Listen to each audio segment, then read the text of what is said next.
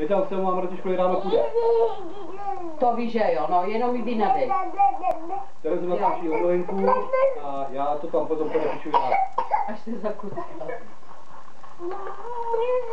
Nedělaj beru, mámi. To je jedno, prostě nešla dneska do školy. Julino. Protože jsi nemohla spát. Takže já ti dám počítač, to zebrej ty bez krkomalý, že to u 10 budeš spát. Proč si nadává? Něco je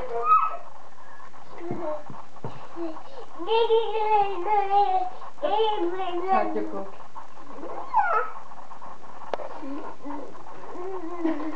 Jak je to